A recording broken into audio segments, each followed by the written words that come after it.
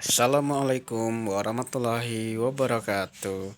Oke anak-anak, kita berjumpa lagi pada pembelajaran kita hari ini sudah masuk sub tema 3. Nah, sebelum kita memulai pembelajaran, mari kita sama-sama berdoa sesuai dengan agama kita masing-masing. Berdoa mulai.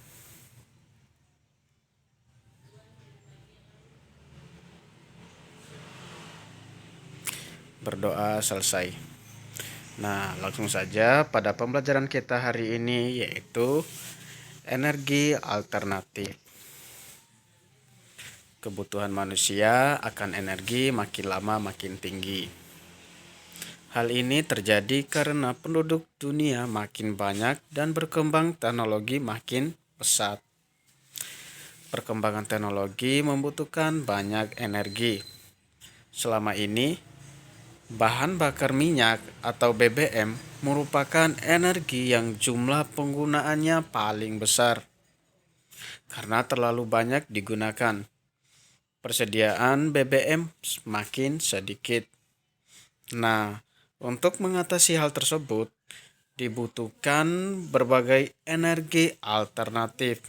Nah, apa yang dimaksud dengan energi alternatif? Nah, apa saja yang termasuk sumber energi alternatif? Nah, bagaimana cara memanfaatkan energi alternatif? Nah, mari kita pelajari bersama-sama.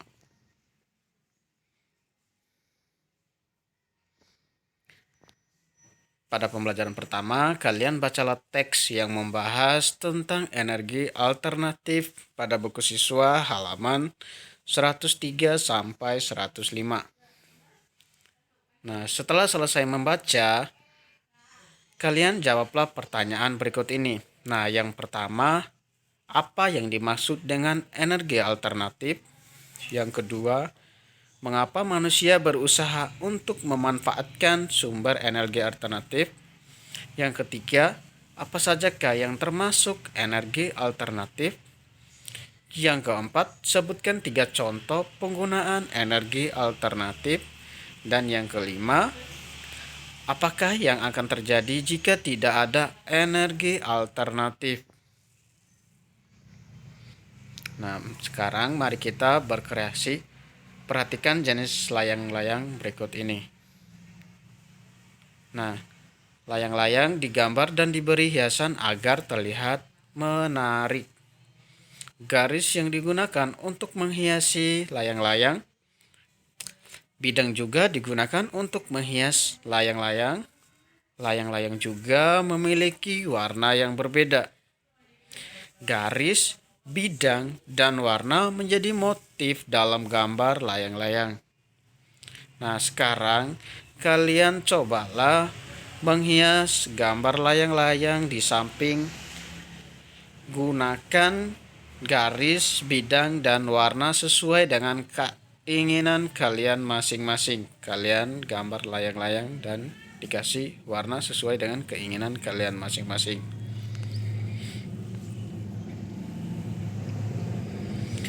Nah, bermain layang-layang membutuhkan energi.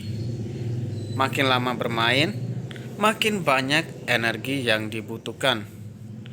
Nah, perhatikan contoh untuk menentukan waktu berikut. Nah, yang pertama, Togar bermain layang-layang dari pukul 15.30 hingga 16.15. Nah, lama waktu dapat digambarkan sebagai berikut. Nah, berarti Toga bermain layang-layang selama 45 menit. Nah, yang kedua, Titus bermain layang-layang dari pukul 15.30 hingga pukul 16.00. Nah, Titus bermain layang-layang selama berapa menit? Nah, untuk soalnya ada di halaman 110 sampai halaman 112. Di situ ada 6 soal. Nah, sekarang kalian baca teks angin merupakan energi alternatif pada buku siswa halaman 114 sampai 115. Nah, setelah selesai membaca, kalian lakukan wawancara terhadap keluarga yang ada di sekitar kalian. Nah, kalian tanyakan beberapa hal berikut ini.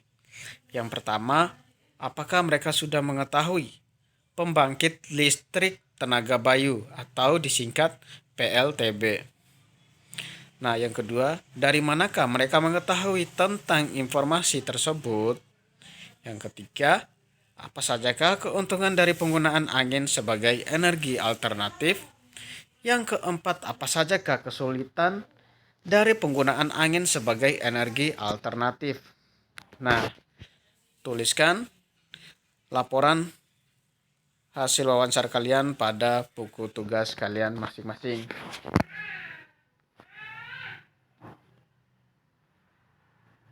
Nah, perhatikan gambar berikut ini. Kemasan menunjukkan batas kadaluarsa dengan hari, bulan, dan tahun. Nah, perhatikan juga gambar. Kemasan menunjukkan batas kadaluarsa dengan bulan dan tahun. Nah, sekarang kalian cobalah mengamati waktu penggunaan yang ada pada kemasan-kemasan berikut. Yang pertama, minuman pada gambar di samping baik digunakan sebelum. Yang kedua, minuman pada gambar di samping baik digunakan sebelum. Dan gambar yang ketiga, seperti nomor 2, minuman pada gambar di samping baik digunakan sebelum. Dan yang keempat, jika hari ini tanggal 11 Januari 2019, maka sisa waktu untuk minuman tersebut adalah berapa hari? Nah, sekarang bacalah teks mengenai briket pengganti BBM. Kalian bisa buka di buku siswa halaman 116 sampai 117. Nah, setelah selesai membaca, kalian jawablah pertanyaan berikut ini. Apa sajakah fungsi briket? Alat dan bahan apa sajakah yang perlu untuk membuat briket? Yang ketiga, sebutkan minimal 3 kelebihan briket jika dibandingkan dengan bahan bakar minyak atau BBM. Nomor 4, mengapa briket dapat berfungsi sebagai energi alternatif?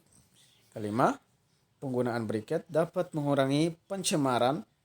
Bagaimana pendapat kalian tentang pernyataan tersebut? Nah, sekarang kita masuk biogas. Perhatikan gambar berikut. Nah, ada banyak hewan di sekitar kita yang sangat bermanfaat. Daging hewan dapat menjadikan makanan bagi manusia. Tenaga hewan digunakan untuk membantu pekerjaan manusia. Kulit hewan untuk bahan membuat kerajinan. Sedangkan kotoran hewan pun dapat dimanfaatkan. Kotoran hewan pun bisa dimanfaatkan. Nah, makin lama jumlah manusia makin banyak, kebutuhan energi manusia makin meningkat. Nah, lama-kelamaan energi bahan bakar minyak makin menipis. Penggunaan kotoran hewan untuk menggantikan BBM atau bahan bakar minyak perlu diusahakan. Hal itu dilakukan untuk menjaga ketersediaan energi bagi masyarakat. Nah, jadi biogas adalah energi alternatif yang memanfaatkan gas dari kotoran hewan. Gas dari kotoran sapi adalah salah satu contohnya. Kotoran sapi dimanfaatkan dengan dua cara. Gas dari kotoran sapi digunakan sebagai sumber energi untuk memasak dan penerangan. Kotoran sapi bisa digunakan untuk membuat pupuk. Nah, sekarang mari kita berdiskusi dengan keluarga kalian. Diskusikan pertanyaan-pertanyaan berikut ini. Mengapa biogas dapat dijadikan energi alternatif? Apa sajakah pengembangan biogas dari kotoran sapi termasuk ramah lingkungan? Yang ketiga, sebutkan 2 keuntungan penggunaan biogas. Yang keempat, sebutkan 2 hambatan penggunaan biogas. Nah, mungkin itu saja pembelajaran kita hari ini. Assalamualaikum warahmatullahi wabarakatuh. Tetap semangat dan tetap jaga kesehatan. Bye-bye.